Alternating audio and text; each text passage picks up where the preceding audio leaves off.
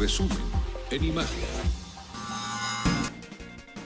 El Partido Acción Nacional formalizó su propuesta de reforma energética que pretende modificar el modelo de gestión y de organización de todo el sector, o sea, el sector energético, no solamente Pemex, sino todo el sector energético, con cambios a los artículos 25, 27 y 28 de la Constitución.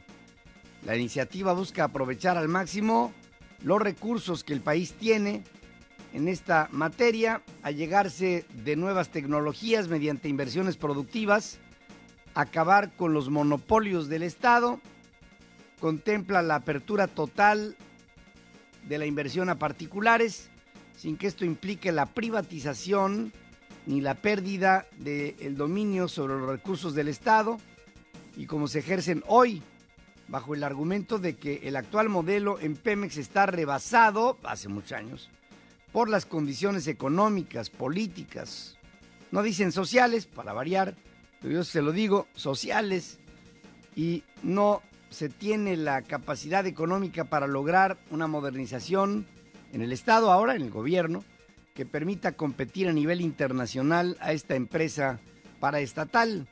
El coordinador de los diputados del PAN, el señor Villarreal, plurinominal, asegura que no se puede continuar echando por la borda la riqueza energética nacional. La reforma energética de fondo es una propuesta del Partido Acción Nacional. La historia prueba que desde la oposición el PAN jamás esperó que las grandes transformaciones partieran de iniciativas del gobierno. No esperamos entonces y no haremos esperar a los mexicanos ahora. En su oportunidad, el diputado Rubén Camarillo, plurinominal, con quien platicaré más adelante, subrayó que en la nueva estructura de Pemex se establece claramente que en el Consejo de Administración no debe de participar el sindicato, como ocurre actualmente. Ver a un gigante atado de pies y manos. Hay que quitarle esa atadura, hay que darle autonomía en la gestión. Esto quiere decir que el Consejo de Administración se haga cargo realmente de tomar las decisiones, que se comporte justamente como una empresa, y para ello hay que arreglar muchas cosas al interior de la empresa. Y lo primero es su Consejo de Administración. No puede ser posible que en una empresa esté sentado en el Consejo de Administración el sindicato. Lo estamos proponiendo de una manera muy clara, que en el Consejo de Administración no tiene que haber participación del sindicato. Entonces ahí también la propuesta permitirá que haya nuevos operadores en materia eléctrica que participen en los procesos de generación y hay que enfrentarlo. En México la gasolina es cara, nos sale cara si tomamos en cuenta el subsidio, y la electricidad no es cara, no, es carísima, porque se produce con tecnologías de hace 40 años. Es carísima la electricidad en México. Yo cuando veo en Estados Unidos que se duermen las ciudades con las luces de todos los rascacielos prendidas, digo, ¿qué pasa aquí que no pasa allá? O al revés, ¿no? ¿Qué pasa allá que no pasa aquí? Y allá, a veces, nada más por la tarifa eléctrica, hay proyectos de inversión que no se hacen porque no resultan viables a la hora de pagar la luz. Y nadie habla de ello, nadie. La propuesta permitirá que haya nuevos operadores en materia eléctrica que participen en los procesos de generación y comercialización del servicio, otorgando concesiones a particulares, mientras que en la explotación de minerales radioactivos y de energía nuclear se mantendrá la exclusividad de la explotación por ser elementos que pondrían en riesgo a la seguridad nacional. El dirigente panista Gustavo Enrique Madero llamó a las fuerzas políticas a abrir un debate sin prejuicios. Una discusión sin tabú, sin dogmas, sin atavismos, una discusión respetuosa, y estamos convencidos de que en esta discusión los planteamientos y la visión que estamos poniendo sobre la mesa es la que corresponde a la actualidad contemporánea y a la visión del futuro de nuestro país. El coordinador de los senadores del PRI, el plurinominal Emilio Gamboa, saludó la propuesta panista y reiteró que la próxima semana se conocerá la del Ejecutivo, es decir, la propuesta del PRI, con lo que iniciará el análisis y discusión de estas y de otras iniciativas que presenten las fuerzas políticas. Le apuesto una cosa, lo que quiera, que la propuesta del PRI, o sea, la del presidente, no se tocará al sindicato. ¿Cuánto? Doble contra sencillo. ¿Apuesta?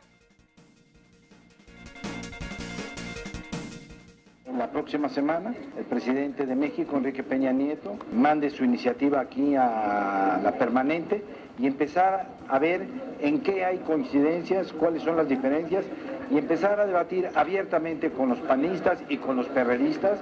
Yo invito a los perredistas a que se sienten en la mesa de la discusión para sacar una reforma que ayude a generar empleos, a darle mayor productividad, mayor autonomía a Pemex. Sí, que sea un negocio, ¿no? Negocio, pues, porque ahorita ya vieron las pérdidas del último ejercicio de Petróleos Mexicanos, casi 60,000 millones de pesos de pérdidas. ¿Cómo puede ser?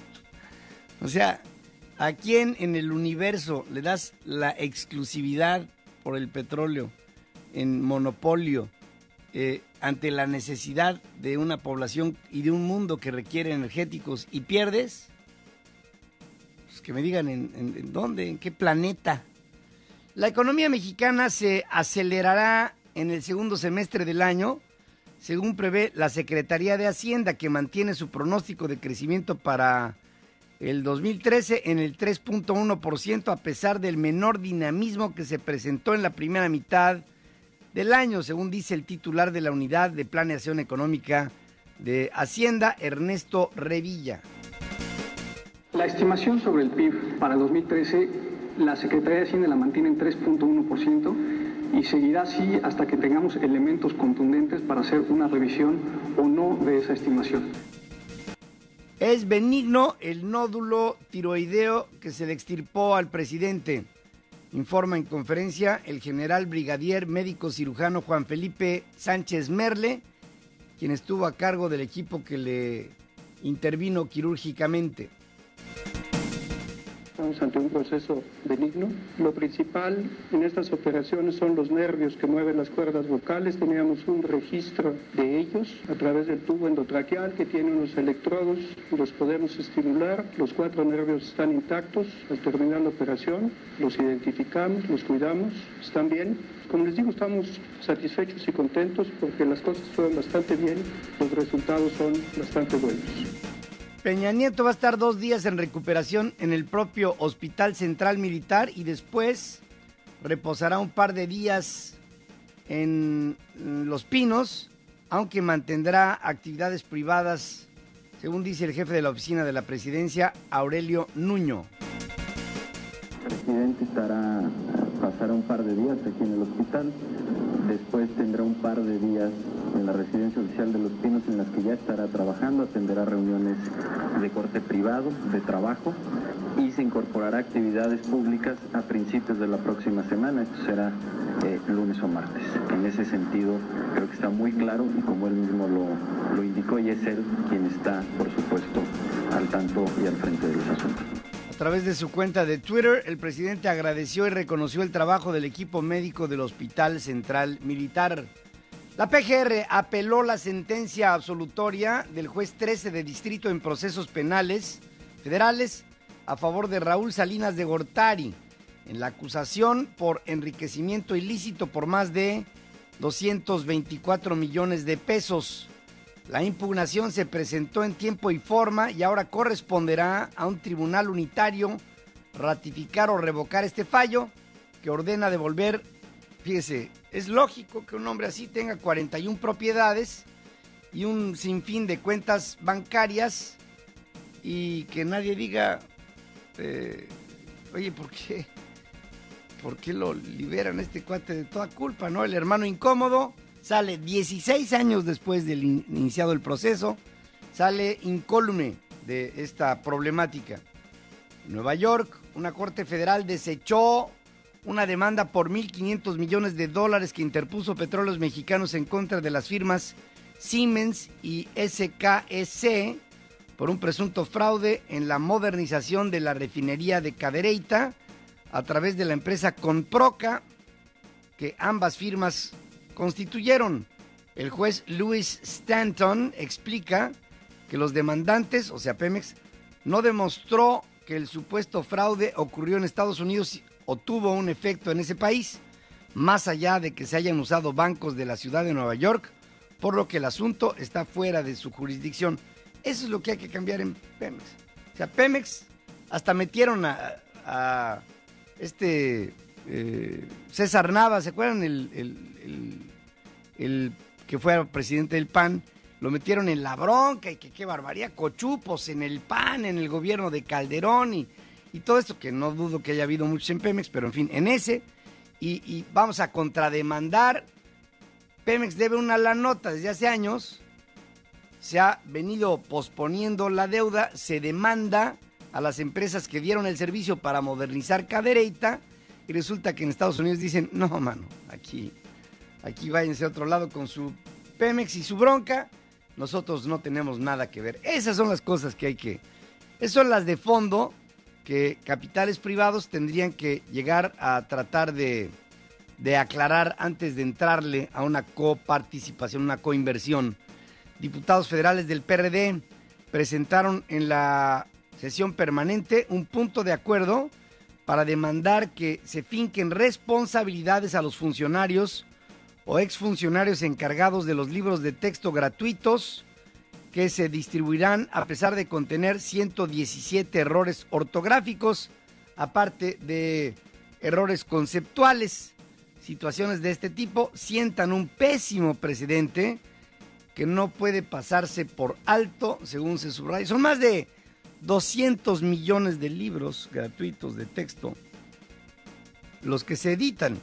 Por otra parte, la Secretaría de Educación Pública ya adjudicó 2 de 3 contratos para la entrega de 160,000 laptops para alumnos de educación básica, luego de rescindir el contrato con las empresas a las que se había otorgado esto inicialmente por incumplir con el pago de garantías en una operación que implica la erogación de 770 millones de pesos. Fíjese, más para que nos demos una idea, son 160,000 laptops.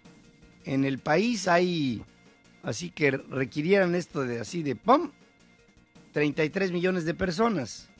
33 millones de personas contra 160,000. Hay un larguísimo camino que recorrer. En otros temas, un juez federal otorga un arraigo por 40 días de los 3 implicados en el ataque y asesinato del vicealmirante Carlos Miguel Salazar y del segundo maestre Ricardo Hernández. Los sujetos detenidos por el ejército poco después de los hechos están acusados de homicidio, tentativa de homicidio, portación de armas de uso exclusivo de las Fuerzas Armadas y robo del vehículo en el que circulaban. En Sinaloa, el notario público José Antonio Núñez Bedoya rechazó en conferencia señalamientos del Departamento del Tesoro de los Estados Unidos que lo implican con la organización encabezada por Ismael El Mayo Zambada del cártel de Sinaloa. Asegura que las actas que se mencionan en la acusación norteamericana no fueron gestionadas por su despacho y señala que los nombres de los notarios encargados de crear las supuestas empresas ficticias que se indican son estos, y entonces empieza tratando de cerrar la pinza para que Ismael El Mayo Zambada en algún momento se le pueda echar mano o guante, como dicen en el argot, mientras la llamada reina del Pacífico, Sandra Ávila Beltrán, fue trasladada al Centro de Detención Federal de Miami, en el condado de Glades, que es ahí donde van los migrantes, a la espera de su deportación a México, donde podría enfrentar otras acusaciones de las que ya la propia reina del Pacífico se está tratando de defender a través de una apelación con pretendidos amparos. El Procurador General de Justicia de Michoacán, Plácido Torres, es la primera cabeza que rueda. Presenta su renuncia al cargo con carácter de irrevocable. El subprocurador de Morelia, Marco Vinicio Aguilera, queda como encargado del despacho, en tanto que el Congreso local nombra a un nuevo titular de esta dependencia. Torres Pineda asumió el puesto el 6 de marzo del 2012, informó que retomará sus actividades en el Supremo Tribunal de Justicia de Michoacán y con ello viene una pretendida reestructura del gabinete del gobernador interino en Michoacán. El procurador del Distrito Federal, Rodolfo Ríos, negó versiones de que un auto abandonado el pasado fin de semana afuera del reclusorio Oriente estuviera cargado con explosivos y aseguró que el mensaje que se encontró en su interior, firmado por el cártel Nueva Generación con amenazas al director del centro penitenciario, es producto de imitadores, dijo, imitadores. Ríos Garza señaló que el vehículo con reporte de robo contenía pirotecnia y un bidón de gasolina que causó se incendiara el asiento trasero. Lo que te puedo comentar en relación a eso es que no hay una presencia de la delincuencia organizada. Lo hemos comentado ya en otras ocasiones que algunos delincuentes quieren utilizar el nombre de alguna organización que se encuentre en algún otro estado de la República Mexicana para tratar de presionar y obtener su objetivo delictivo, pero esto no implica que lo haya en la Ciudad de México. El comisionado nacional de seguridad, Manuel Mondragón, ordenó el cese de 2 mandos de la Unidad de Asuntos Internos de la Policía Federal, que el pasado fin de semana realizaron un operativo en el aeropuerto en la Ciudad de México por supuestos informes sobre un envío de drogas. Los agentes, vestidos de civil y portando armas largas, se introdujeron en las plataformas para revisar los equipajes de un vuelo procedente de Caracas. Inspeccionaron los compartimientos y algunas maletas en la banda de reclamo sin respetar protocolos de seguridad, generando, claro, el oprobio de los pasajeros. La Comisión Nacional de Derechos Humanos inició una investigación y queja de oficio por la presunta violación de garantías de usuarios y empleados de la terminal aérea. Por otro lado, 2 elementos de la Policía Federal asignados a la vigilancia de la residencia del embajador de los Estados Unidos, Anthony Wayne, resultaron lesionados cuando al realizar el cambio de turno se disparó el arma de cargo de uno de ellos, hiriéndolo en la pierna y a su compañero en la mano. Esto pasa mucho, Ambos están fuera de peligro. En Coahuila, elementos del Grupo de Armas y Tácticas Especiales abrieron fuego en contra del vehículo del director de la Policía Municipal de Ramos Arizpe, Isaac Sánchez, quien no detuvo su marcha durante la activación de un código rojo por 2 actos violentos en los que resultaron muertas 5 personas. El jefe policíaco está ileso porque los tiros fueron a las llantas de la camioneta. Los exsecretarios de Estado y Héctor Aguilar Camín se pronunciaron, ahorita le digo quiénes, se pronunciaron en un foro a favor de despenalizar la producción, comercio y uso de la marihuana y proponen que sea el Distrito Federal la primera entidad del país que aplique esta medida, tal y como se ha comenzado a hacer de manera local en algunos estados de la Unión Americana. En el foro Marihuana, despenalizar su consumo, el exsecretario de Gobernación Fernando Gómez Montt, el ex de Hacienda Pedro Aspe, el que fuera canciller Jorge Castañeda y el que fuera secretario de Salud Juan Ramón de la Fuente, así como Aguilar Camín y la activista María Elena Morera, coincidieron en los efectos negativos que ha traído esta guerra antidrogas. Así lo dicen algunos, vea. En realidad venimos a hacer una propuesta. Es una propuesta de despenalización efectiva del consumo de la marihuana. Sin interrogaciones, el consumo del uso de la marihuana no está penado en México. Porque la prohibición a rajatabla genera incentivos económicos muy perversos. Lo primero que hace es que eleva el precio. Y al elevar el precio se generan utilidades o lo que llamamos los economistas rentas extraordinarias. Si seguimos criminalizando todos los consumos, ponemos a las fuerzas del orden, en un dilema, porque ni es ni debe ser su prioridad frente a otros temas más graves, y por otra parte, no les está permitido caer en un régimen de tolerancia por encima del margen de la ley. El robo de vehículos asegurados en el país descendió 9.1% en los últimos 12 meses y mantiene una tendencia a la baja, informó la Asociación Mexicana de Instituciones de Seguros. El robo con violencia también disminuye, aunque aún es en un porcentaje alto, 57% del total. El Estado de México es en donde más se roban autos de todo el país e incluso el único en donde la incidencia continúa al alza, con un 16% más en el último año con respecto al anterior. Claro, el gobernador Erubiel tendrá otras cosas que decir mucho más bonitas.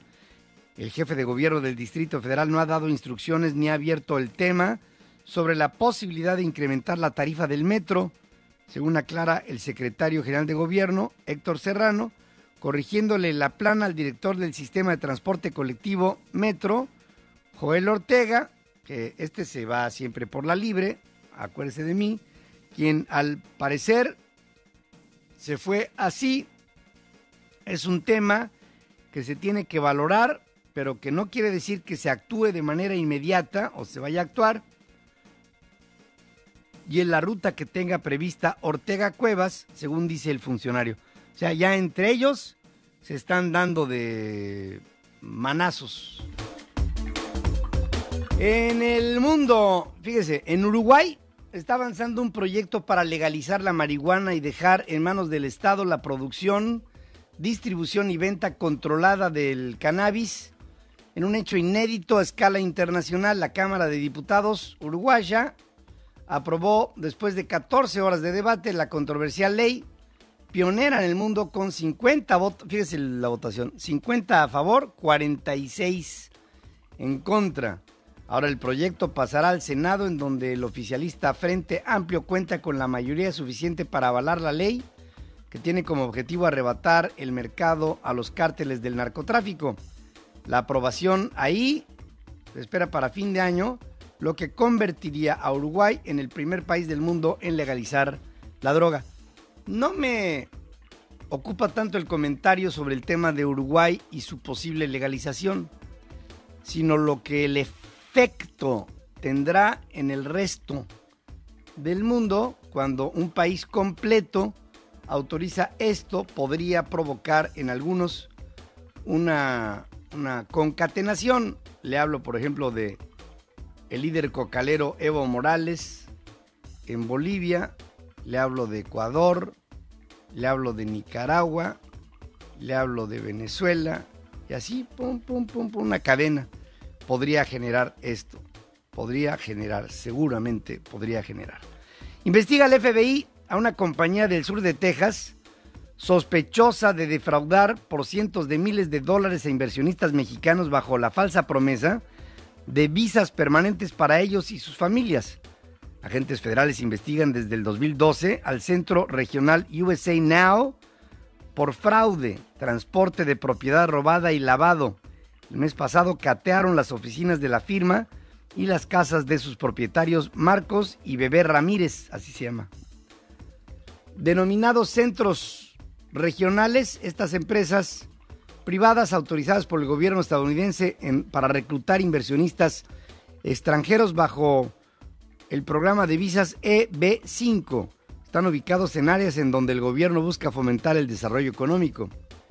El ex técnico de la CIA, Edward Snowden, refugiado en Moscú, revela otro programa secreto de Estados Unidos para acceder a correos electrónicos, datos de chateos y toda la navegación por internet de millones de personas, según publica hoy el diario británico The Guardian. Este programa, que lleva el nombre de X-Keyscore, está a cargo de la Agencia Nacional de Seguridad, lo que considera como un sistema secreto de internet de gran alcance. El X-Keyscore es un programa que cubre casi todo lo que un usuario normal hace en internet, incluyendo los contenidos de correos, páginas digitales que visita, lo que busca por la red. The Guardian recuerda que este sistema pone de manifiesto que se puede obtener todo tipo de información de una persona si ésta tiene una dirección de correo electrónico. En un comunicado remitido al diario británico, la Agencia Nacional de Seguridad de Estados Unidos señala que sus actividades están centradas en investigar determinados blancos a fin de proteger su país y sus intereses. Por cierto que Snowden ya recibió asilo temporal en Rusia y abandonó el aeropuerto de Moscú, en donde se encontraba desde hace más de un mes, y está en otro sitio seguro, dice, que permanecerá secreto, según anuncia su abogado ruso. El líder de la organización terrorista Al-Qaeda, Ayman al-Zawahiri, criticó a Estados Unidos por su trato a los presos en huelga de hambre en la prisión de Guantánamo y juró que hará todo lo posible por liberarlos. Juramos por Dios que no escatimaremos esfuerzos para liberar a todos los prisioneros y a todos los musulmanes oprimidos en cualquier parte, dice al-Zawahiri en una grabación de audio divulgada en un sitio web islámico y cuya autenticidad aún no ha sido ratificada. Unos 166 hombres, la mayoría detenidos en operaciones antiterroristas desde los atentados del 11 de septiembre del 2001 en Estados Unidos, se encuentran ahí encarcelados en esa base militar de Guantánamo. Muchos de ellos mantienen una huelga de hambre para protestar por las condiciones carcelarias y su detención indefinida, pero algunos han sido incluso alimentados a la fuerza, como un principio. El Consejo de Estado italiano autorizó la restauración del Coliseo de Roma, patrocinada por el empresario Diego Della Valle, propietario de las marcas de zapatos Hogan y Tod's. Pero el hecho es que se autoriza la restauración del Coliseo con una inversión de poco más de 30 millones de dólares. ¿Valdrá la pena? Yo creo que sí. Es un inmueble de argamasa. O sea, pues ahí no hay cemento, ¿no? Ahí no hay concreto, ahí no hay varillas, ahí no hay nada. Ahí solamente es como un lugar en sillería en donde se van encimando las piedras. Y para mi gusto es uno de los inmuebles con ventanas más grandes de la historia y más altos también, y tiene sótanos y, en fin, se podría hacer algo extraordinario si es que obviamente esta restauración resulta escrupulosa. El Consejo de Estado, un órgano de carácter constitucional con funciones administrativas y jurisdiccionales, rechazó el recurso presentado por la Asociación de Consumidores, que pedía negar el patrocinio a Della Valle para restaurar el también llamado Anfiteatro Flavio, de unos ni tanto 2000 años de antigüedad. Según el organismo que impugnará la decisión, el proyecto del empresario violaría el principio de libre competencia entre operadores del sector. La restauración del Coliseo permitirá reforzar la estructura de uno de los monumentos más visitados del mundo y mostrar a los turistas un 25% más de sus superficies. El Coliseo es impactante, es el principio aquel de pan y circo, ¿se acuerdan? En el que a la población romana, ya en el principio de su decadencia, le daban sangre, violencia, espectáculo, decisión, cuando bajaban el pulgar, ¿no? Y decían, órale, que lo maten por ser cristiano.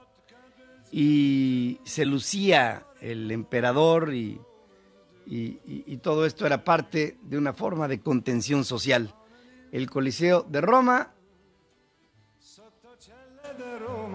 bajo el cielo de Roma.